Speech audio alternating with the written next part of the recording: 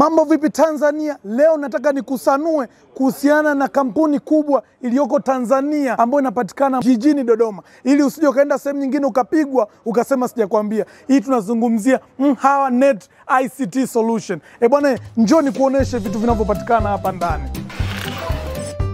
Kampuni kubwa ukiopo hapa mkoani Dodoma, Vifaa Net ICT Solution. Guys, don't waste your time kwenda sehemu nyingine kununua vifaa kama malaptop ya unyamwezi kabisa. Utaratibu wa kuandika kwenye madaftari tulishakatazwa. Jamani, mnaijua MacBook nyie? Wafanyakazi wote, watumishi, jamani, hivi ndo vitu vya kutumia. Vitu vina guarantee kabisa. Nimeshika MacBook kwa mara ya kwanza.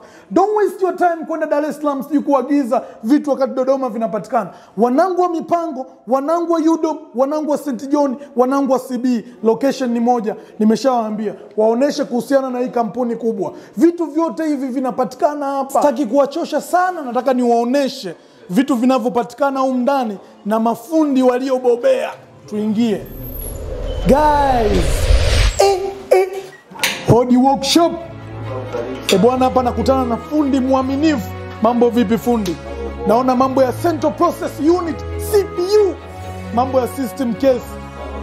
Wakazi wa Dodoma, wanachuo, wafanyakazi, kama una laptop yako mbovu, kama una kompyuta yako yoyote ni mbovu, don't waste your time. Jamani, muangalieni. Fundi anakaa sehemu nzuri, kuna AC. Usiende sehemu nyingine, mafundi wana njaa, wakakupiga ukasema sijakwambia. Guys, don't waste your time. Hapa tunaingia Network and Software Development. Hii tunazungumzia Vifaa Network ICT Solution. Wamejitosheleza, wamejipanga.